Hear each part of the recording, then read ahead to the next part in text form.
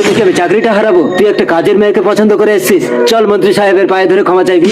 বাবা, তুমি নিজেকে বাঁচানোর জন্য ছেলেকে বলে দিচ্ছ?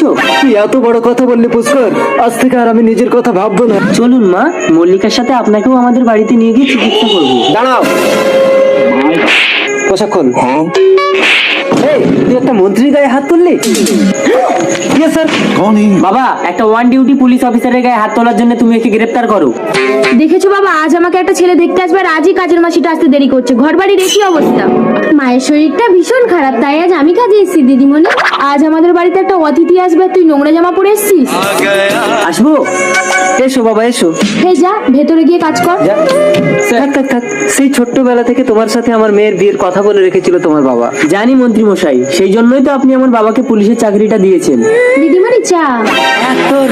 ঠিক আছে, ওখানে রেখে দিয়ে যা, নোংরা জামা পরে এদিকে আসিস না।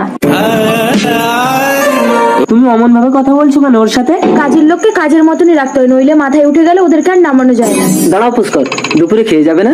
আপনার মেয়ের ব্যবহারে আমার পেট ভরে গেছে, খাবো না, আসি। পুষ্কর। এই মল্লিকা, কাঁদিস না রিনি, তোমার বাবার চাকরিটা কিন্তু চলে যাবে পুষ্কর।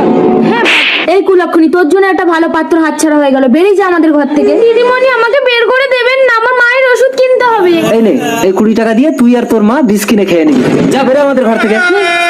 তোর জন্য কি আমি চাকরিটা হারাবো? তুই একটা কাজের মেয়েকে পছন্দ করে এসেছিস, চল মন্ত্রী সাহেবের পায়ে ধরে ক্ষমা চাইবি। বাবা, তুমি নিজেকে বাঁচানোর জন্য ছেলেকে বলে দিচ্ছ? তুই এত বড় কথা বললি পুষ্কর, আজ থেকে আর আমি নিজের কথা ভাববো না রে। না মা, দিদি, আমার ছেলে আপনার মেয়েকে পছন্দ করেছে। সে তো আমার সৌভাগ্য। মল্লিকা, এবার আমি মরেও শান্তি পাবো রে। ও কথা বলতে নেই মা। তার আগে যারা চ্যানেলটিকে সাবস্ক্রাইব করে দিবে তাদের মা বাবা যেন অনেক দিন বেঁচে থাকে, আর যারা ভিডিওটাতে লাইক কমেন্ট করে দিবে তাদের মনের আশা যেন পূরণ হয়ে যায়। কমেন্টে বলে যাও আই লাভ ইউ মা বাবা। চলুন মা, মল্লিকার সাথে আপনাকেও আমাদের বাড়িতে নিয়ে গিয়ে চিকিৎসা করবো। দাঁড়াও,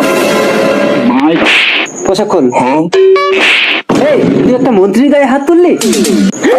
ইয়েস স্যার। বাবা, একটা ওয়ান ডিউটি পুলিশ অফিসারের গায়ে হাত তোলার জন্য তুমি একে গ্রেফতার করো। ভিডিওটি ভালো করে দেখে বলুন পুষ্কর আসলে কে।